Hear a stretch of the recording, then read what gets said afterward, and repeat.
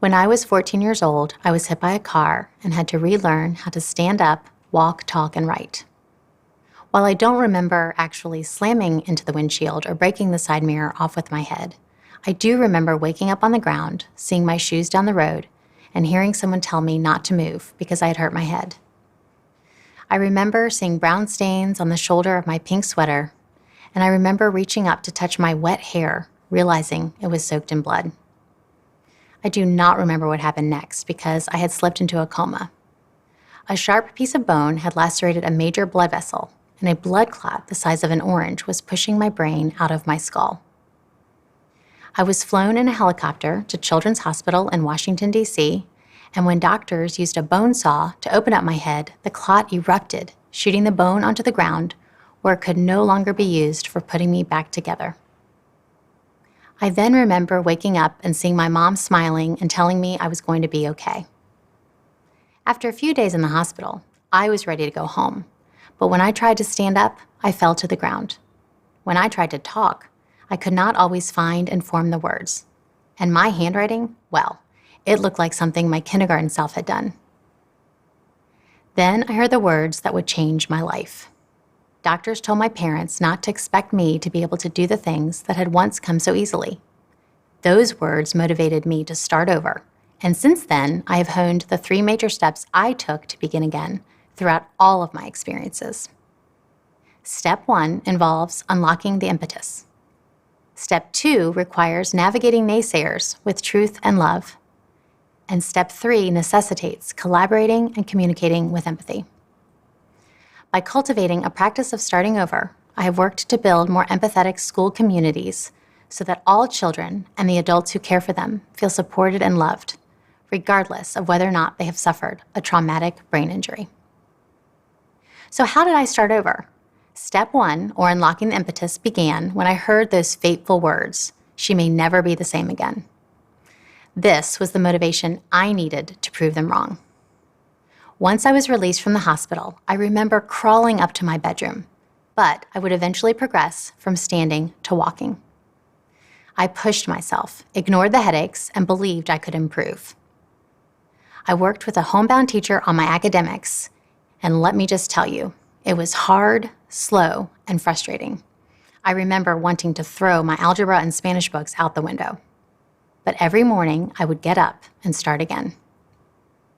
I have believed in possibility and pushed myself to defy the odds in so many of my experiences. Relearning how to walk propelled me to take on challenges, particularly in the area of doing things that have never been done before. In the year 2000, I was hired to create the Center for Leadership and International Relations at James River High School. The premise of this program was to provide opportunities for students who wanted to make a positive difference in the world, and I found other teachers, students, and parents who believed in what that could look like.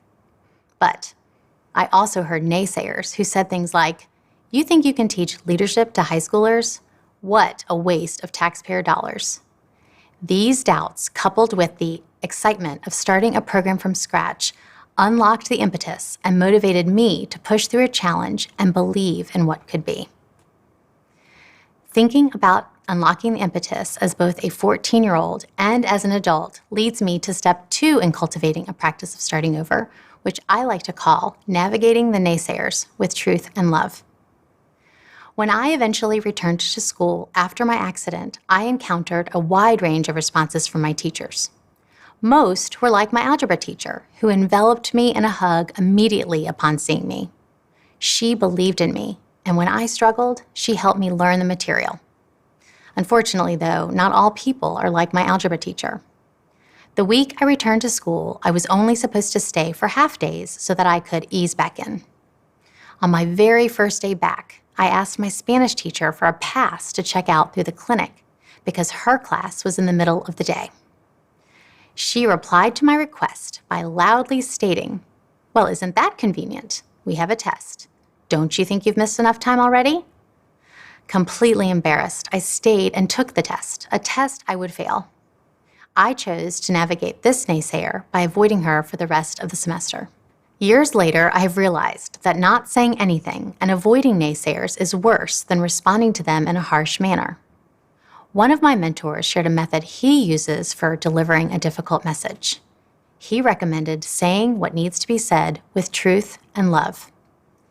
This approach has pushed me to be direct while also seeing the humanity in every person I encounter, especially the naysayers who are difficult. I see people as human beings who deserve to be treated with respect and kindness. After a few years in the Leadership Center, I had to have a very difficult conversation with a parent about how her daughter was making poor social choices that were negatively impacting her academics.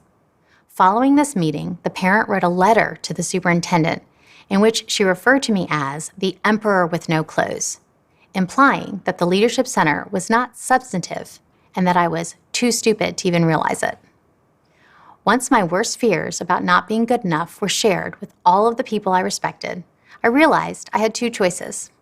I could retreat like I had when I was 14 and was scared of my teacher, or I could summon the courage to see the humanity in this person, to take the high road and continue to be kind, because obviously this mother thought she was protecting her child. Don't get me wrong though, I didn't suddenly invite this family over to my home for dinner, but I definitely developed a thicker skin. I am a proponent for taking the high road whenever possible, and I have also come to realize that step 3, collaborating and communicating with empathy, is essential in cultivating a practice of starting over. Remember how earlier I mentioned that I ignored my headaches? I definitely struggled with communicating my needs and asking for help. I thought I could do everything on my own. That is, until I saw the F in PE on my report card. Now, let's back up for a second. Remember, I had an actual hole in my skull. I had a doctor's note expressly forbidding me from physical activity of any kind because of this hole. So when I asked my PE teacher if there was anything I could do to improve the grade, she told me how insulting it was that I never reached out when I was at home to find out what I should do. As much as I tried, I had a hard time seeing the humanity in this one. So I eventually enlisted my parents and the assistant principal to help me figure out what to do. I learned that collaborating on a game plan and communicating along the way are critical. People want to help us, and they provide perspectives that we can't always think of on our own. Oh, and they can also remind us that we aren't crazy, especially if you happen to have a hole in your head. After over a decade of successfully building a program, I started over yet again and accepted a position that had not been done before at St. Christopher's School, a JK-12 all-boys school in Richmond, Virginia. While this experience provided even more opportunities for me to hone all 3 of my steps for starting over, I have learned the most about the value of collaborating and communicating with empathy. Recently, I worked with an incredible team of colleagues to design and facilitate our school's accreditation process. We engaged our faculty and staff to work together to confront data from our constituents, challenging them to identify areas that needed to be improved. As my team members presented our findings, I saw people who embodied genuine collaboration and communication with empathy. People who were living our values of honor, courage, respect, honesty, kindness, and humility. I saw the heart and soul of our community coming together, the reasons why our boys and our families loved this school. I sometimes wonder how I would be different if I had had this kind of an environment when I returned to school after my car accident. You have heard me share a few examples of what I experienced as a student, and I ask you, is that the kind of environment we want for our children today? How can we as educators strengthen our school communities so that all of our students and teachers feel supported, trusted, and loved? I believe that cultivating a practice of starting over so that we can empathize with others is key. You don't need to have your own near-death experience to develop your process for starting over. Instead, consider asking yourself these questions. What unlocks the impetus inside you? And how do you channel your responses? Can you see the humanity in all you meet, particularly the people with whom you don't agree? And how do you collaborate and communicate with empathy? Together, we must choose to start over, not just at the beginning of each year, but every single day.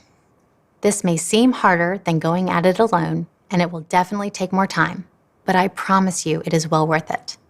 Join me in choosing to start over so that we can build stronger communities together. Thank you.